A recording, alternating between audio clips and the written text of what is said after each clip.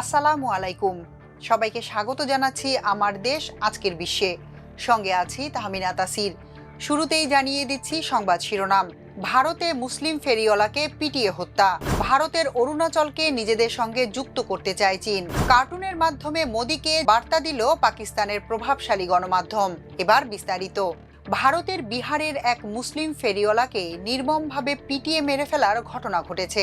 গত 5 ডিসেম্বর উগ্রবাদী হিন্দু জনতার ব্যাপক মারধরের শিকার হয় মোহাম্মদ আতাহার। পিটুনির পর তাকে হাসপাতালে ভর্তি করা হলে 12 ডিসেম্বর তার মৃত্যু হয়। ঘটনা সম্পর্কে আতাহার হুসাইনের স্ত্রী শবনম পারভিন বলেন, আমাকে আমার স্বামীর নাম জিজ্ঞাসা করেছিল।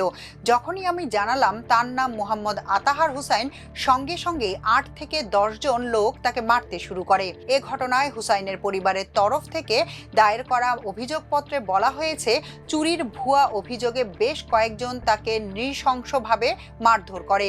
তারা সবাই হিন্দু ধর্মাবলম্বী। যাদের বিরুদ্ধে তাকে গণপিটুনি দেওয়ার অভিযোগ, তারা পাল্টা অভিযোগ করছে আতাহার হুসাইন চুরির উদ্দেশ্যে রাতে তাদের ঘরে ঢুকেছিলেন এবং চুরি করতে তাকে হাতে নাতে ধরা হয়েছিল। আতাহার হুসাইনকে গণপিটুনি এবং তার মৃত্যুর ঘটনায় পুলিশ 11 জনকে গ্রেফতার করেছে। যুক্তরাষ্ট্রের কংগ্রেসে বার্ষিক প্রতিবেদন জমা দিয়েছে দেশটির প্রতিরক্ষা মন্ত্রণালয়। এতে বলা হয়েছে, চীন ভারতের অরুণাচল প্রদেশকে নিজেদের সঙ্গে যুক্ত করতে চায়। এই আকাঙ্ক্ষাকে চীনা নেতাদের মূল লক্ষ্য হিসেবে অবহিত করেছে তারা। অরুণাচল ছাড়াও তাইওয়ান ও দক্ষিণ চীন সাগরের প্রায় পুরো অংশে নিজেদের সম্পূর্ণ নিয়ন্ত্রণ আরোপ করতে চায় বেইজিং। তাদের লক্ষ্য হল 2049 সালের মধ্যে চীনা জাতির মহান পুনর্জাগরণ অর্জন করা।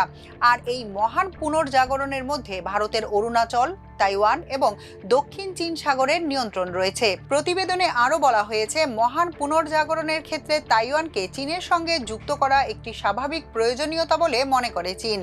নতুন লক্ষ্য অনুযায়ী পুনর্জাগরণকৃত চীন বিশ্বব্যাপী উঁচু স্তরে কাজ করবে এবং এমন একটি সেনাবাহিনী তৈরি করবে যারা যে কোনো অভিযানের লড়াই করা ও জিততে পারবে। একই সঙ্গে ভৌগোলিক অখণ্ডতা, নিরাপত্তা ও উন্নয়নমূলক স্বার্থ রক্ষা করবে।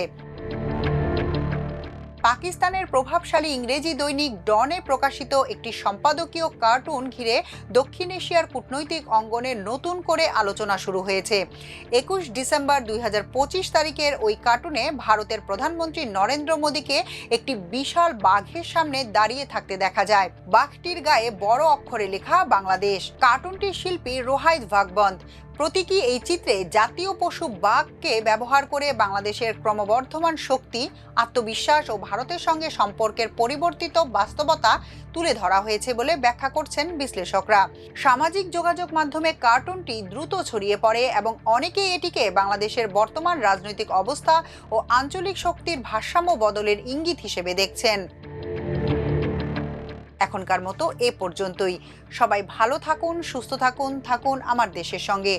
চ্যানেলটি ভালো লাগলে সাবস্ক্রাইব করুন। আল্লাহ হাফেজ।